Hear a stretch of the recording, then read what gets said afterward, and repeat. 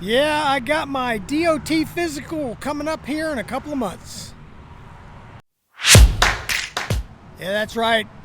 First week in November, I think it is, I got to have my DOT physical done. And it got me to thinking, and I was reading through some articles and I came across an interesting one about the medical examiner's handbook that they use to go by to do your physicals on, your DOT physicals.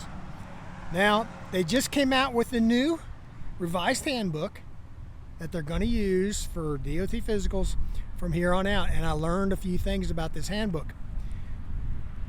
They had one come out like in 2008, and they were using it, and then they figured out that they had some things in there that were obsolete and what they called prescriptive, okay?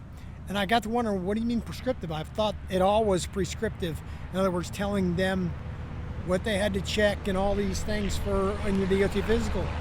The article I read also said that the handbook is not regulation. It is just to be used for advisory and technical help for these medical examiners to determine how to proceed with their physicals, on their DOT physicals. And it got me thinking, because on mine, the place I go to, the place my company sends me to, because of a certain medication that I'm on, they require me to take a couple of tests every 2 years, okay? Now, because of this medication also, I'm on a 1-year card, which no big deal. I'd rather be 2 years, but I gotta do it every year. But I only have to take these tests once every 2 years. I don't mind taking them because they give me information too.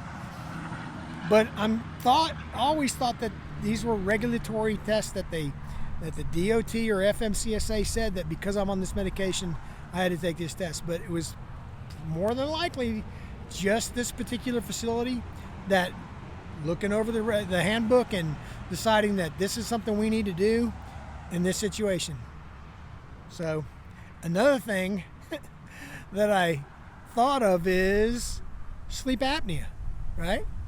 I've heard so many stories and on forums and read in different social media platforms that it's required that they measure your neck. If it's above a certain circumference, that they have to send you to a sleep study and determine if you have sleep apnea. Well, evidently, it's not a regulation that they have to check your neck, and I can't even remember, I mean, it may have happened on any of my DOT physicals where they measured my neck. I think they ask in the questionnaire, do you snore?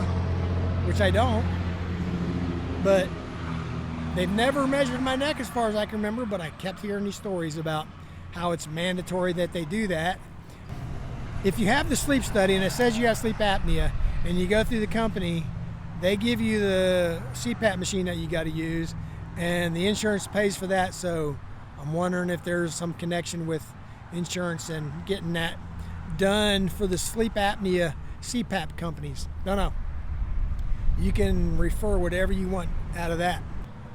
So they said since they have this handbook vetted and it's the one that they're going to use and it's solid, that there's a guy in some transportation consulting group that said because of that they may use this handbook as a launching pad to propose rulemaking from the FMCSA to make the sleep apnea tests and diagnostics regulation. They're not regulation. The handbook is not regulation. It's only advisory. So they have to go through the rulemaking process to make it required to take the sleep apnea diagnostic tests and then get on CPAP if they determine you have sleep apnea. So tell me what you think. Did you take the test? Did you get on a CPAP? I've heard a lot of guys say it's made a big difference in the way they sleep. They didn't think they'd like it, but they sleep so much better. I don't know. I don't think I could take it with the mask on my face, which is good. I don't snore. I don't have sleep apnea. How about you? Do you have it? Did you take it?